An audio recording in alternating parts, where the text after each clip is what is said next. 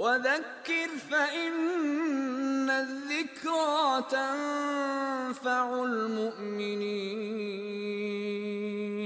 You have to have a creator. Nothing can come out of nothing. You cannot get something from nothing. There has to be a source behind this. If you look now, for the first time in human history, we have scientists that are denying design. They say that it's only a trick in the mind that you have been designed, and yet we can clearly see the design of our bodies. People that say, well, you just don't understand natural selection, you don't understand the mechanisms of evolution that would enable you to reach this level of complexity without a God. Which my 15-year-old was studying biology, and his teacher was an atheist. And he came and told me that he was studying biology, and he said that his teacher said that we can explain life without God. And I said that biologists should not interfere with cosmology. A biologist should stay in biology and not start talking about cosmology, because that's another science, cosmology.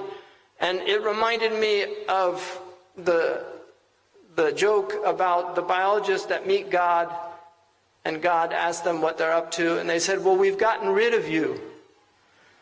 And God asked the biologists, how did you get rid of me? And they said, well, we can explain how we got here without you.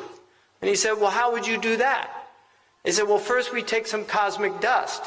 And God says, no, wait a second. Get your own dust. Right? You see, because where did it all start? Where did we come from? Even if evolution explained how we have evolved as a species, it doesn't explain where the original material came from. Man cannot bring anything into existence from nothing. He makes organs from already existing cells. The cloning comes from already existing cells. He's now in stem cell research and doing all of these things. Everything that he makes has pre-existing materials. We cannot make anything out of nothing. It's impossible for humans to do that, because nothing comes from nothing. And this is why my own teacher said, كَذَبَ الْمُلْحِدُونَ. The atheists are liars. الْعَدْمُ لَا يُوجِدُ الْوُجُودِ. Non-existence cannot bring existence. الْفَوْضَى لَا يُكَوِّنُ النِّظَامِ. Anarchy or chaos cannot bring order into existence. الْجَهِلُ لَا يَلِدُ الْعِلْمِ. Ignorance cannot bring knowledge into existence. And then he said, إِنَّمَا هِيَ انْتِكَاسُ عَقْلِيٍّ كَمَنْ يَمْشِي عَلَى رَأْسِهِ وَرِجْلَاهُ فِي الْهَوَىٰ. This is the inversion, this is an intellectual inversion of reality, like somebody who's walking on his head and his feet are in the air. That this is something that humans have never believed.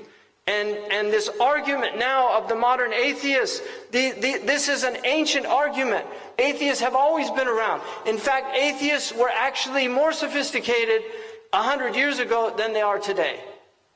And this is the truth, because 100 years ago they were well versed in philology, like Nietzsche. They were well versed in, they were profound philosophers. Even at the time of Socrates, there were atheists. People forget that Marx, who was an atheist, he did his PhD dissertation was on the materialists, the Greek materialists. So he had studied materialistic philosophy. So this argument, this modern argument, is not a new argument. It's a very old argument, and our scholars dealt with this argument extensively, but people don't read their books anymore. And one of the simplistic views of some of these modern Muslims that deny theology and the tradition of theology, they have no response to these new atheists. They have no response other than to say kuffar. But this is not enough, because Muslims have always dealt with these things intellectually in a tradition called Radd al-Shubuhat, which is refutation of the obfuscations that are brought out by the atheists. So it's important for us to remember that we were created to adore Allah subhanahu wa ta'ala, but to know Him through ma'rifah, and this is through the intellect, first and foremost. And our intellect is a spiritual concept. The intellect is immaterial. It's not of this world. And this is why we don't know where we go when we dream, but we know that we leave this place and we enter into another realm, because we're in a realm that's immaterial.